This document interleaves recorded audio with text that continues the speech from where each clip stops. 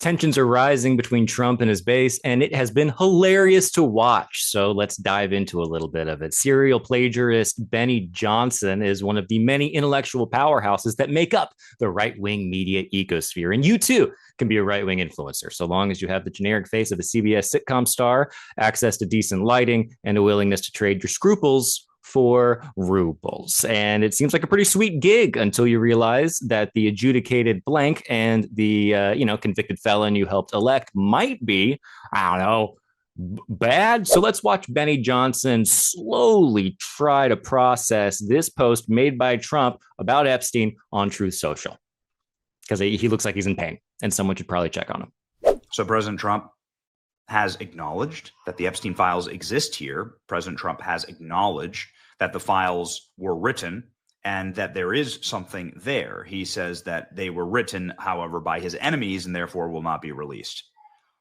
Whoa, what?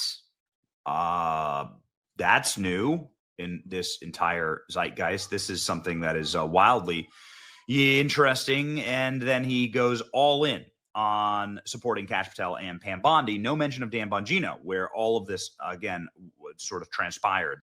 It's like, whoa, what? Like, what is, it's like, how do you square it's like the peg and there's like a hole and it just says, it's fascinating watching these guys try their best to avoid the most obvious conclusion imaginable. And I'm going to be honest, I think this is called stalling, because this group of influencers tends to eventually rally around the same talking points. But when something like this whole Epstein thing happens, there's not yet any established talking points. So they just kind of have to vamp.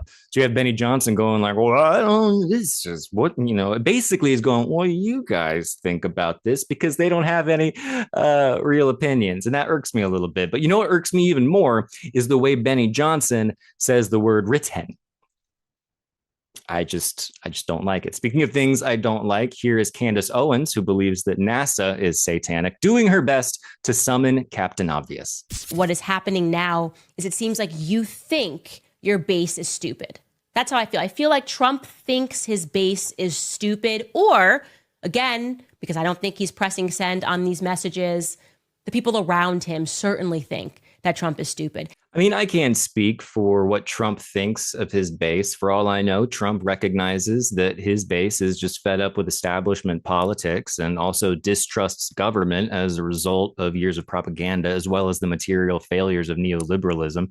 And he plays on those emotions without ever offering an actual social safety net, and chooses instead to line his pockets as well as the pockets of his friends. But maybe he thinks they're dumb. I don't know. And I don't really care. What I find interesting is how Candace Owens' brain cannot help but go toward a conspiracy theory. It's like a magnet. Like she can't, it's just like, I don't even think that makes sense either. Like Candace, so you're telling me you think that someone read that post from Donald Trump, that absolutely unhinged post from Donald Trump, and clicked send? Why? What would be their motivation? I don't even like Trump. And if I read that post, I would be like, you shouldn't post that because it makes you sound incredibly guilty. But maybe I'm misreading it. So let's do a quick refresher on people from Trump's own camp calling for him to release the Epstein files. Please do not let that story go. Who has Jeffrey Epstein's Black Book? Black Book? FBI. But who? That is, I mean, there's... Oh, that's under direct control of the director of the FBI. What the hell are the House Republicans doing? They have the majority. You can't get the list? Put on your big boy pants and let us know who the pedophiles are. Would you declassify the Epstein files? Yeah, I would. All right. I guess I would. I think that less so because, you don't know. You don't want to affect people's lives if it's phony stuff in there, because there's a lot of phony stuff with that whole world. But I think I would. This isn't about Epstein or 9/11 or JFK or RFK. It is, but it isn't. It's about a bigger thing. If you're lying about that, you're lying about everything. Who's on the Epstein tapes, folks? Who's on those tapes? Who's in those black books? Why have they been hiding it? And this is something Donald Trump has talked about. The DOJ may be releasing the list of Jeffrey Epstein's clients. Will that really happen? It's sitting on my desk right now to review. That's been a directive by President Trump. Everything's going to come out to the public. The public has a right to know. Americans have a right to know. Isn't it kind of odd how Trump threw in that incredibly specific disclaimer in there about the Epstein files? Like, when else has he ever been like, whoa, whoa, whoa, we don't want to go around, falsely accusing people of crimes? That's not a rhetorical question. I'm actually genuinely asking for any other time Trump has been like, come on, guys, we need to exercise a little caution. But it is fun to watch his supporters and how self-assured they were and how confident they were before they realized that their king might be incriminated in the very thing that they were calling to be exposed. It's like watching an in memoriam, but for brain cells. Speaking of brain cells, let's listen to Tucker Carlson, who has something to say that yeah, I agree with it. I do. I guess they're just so dumb. They didn't realize that if you tell everybody you have the tapes of these crimes and then you issue a memo saying you're not going to prosecute anybody for the crimes, what are you saying? I'm covering up for the perpetrators of these crimes. Duh. They have no one with an IQ over 80 over there to read the memos? Are you kidding? Yeah, I am also incredibly curious about what the decision-making process was behind just going, yeah, there's no Epstein files. Like, I really, really want to know, because it does seem like a pretty stupid thing to do. In fact, I think when I die, I'm going to ask Jesus 3 things. I'm going to be like, are there aliens? And then can I see my corgi from when I was growing up? And then I'm going to be like, you got to tell me what was going on with Epstein, specifically that, post he made on Truth Social. And then Jesus is going to be like, oh, yeah, I get that all the time. In fact, let me bring over Captain Obvious. And I'm going to be like, oh my gosh, Captain Obvious, you're here in heaven. And then he's going to be like, yeah, I've been here for a while. And then we're all going to laugh. And it's going to be a lot of fun. Speaking of people who are experiencing joy, I give you the Democrats. President Trump promised to end the wars. He promised to release the Epstein files.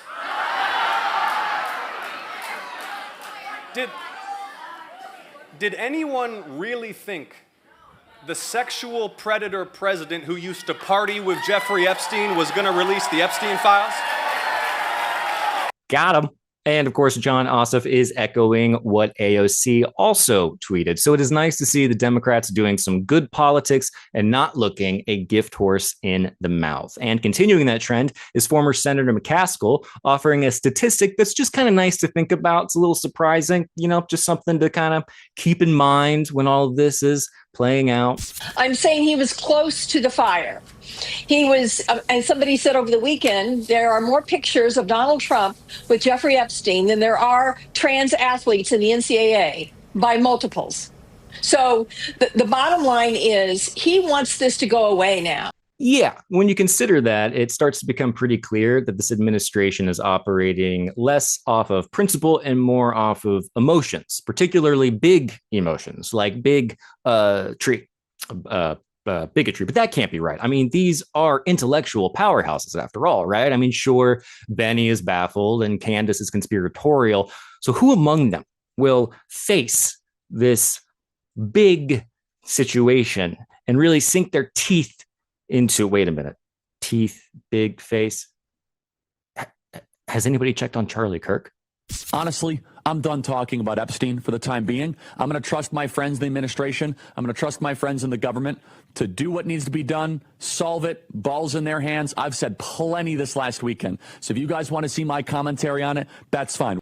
Fun fact about Charlie Kirk, he's a loser. Now, I don't know if Trump considers his base to be stupid. And again, I really don't care. What I do think is that these right-wing media influencers might be protesting a little much. I definitely don't think they respect their audiences. Whether it's Benny, who's just stalling, or Candace, who's just throwing things at the wall to see what sticks, or Kirk doing what he does, I think they're just playing their audience all the time. And I used to think it was really straightforward. I used to think they just echoed what their audience already believed. But I think it's a little bit more complicated than that, and maybe even a little bit more sinister. I think they just throw out inflammatory ideas, and then they use their real-time social media metrics to see what is gaining the most traction. They then take those ideas that got the most traction, and then they repackage them as though they're original thoughts of their own, when actually they're not. And then their audience watches them and goes, oh, this is what this person thinks, so I happen to agree with that, and I'm going to continue watching that. When they do, it gives these influencers more money and more access to power, which ultimately is what they want. It's just unfortunate that they have to look like such dorks the entire time. Sorry, not unfortunate. It's hilarious. And I hope it continues to happen. And I hope it continues to crumble because it's so transparent what they're doing right now. I just hope their audience starts to kind of figure it out. I don't know. Maybe they will. We'll see. Time will tell. Tell me what you think, and I'll see you next time.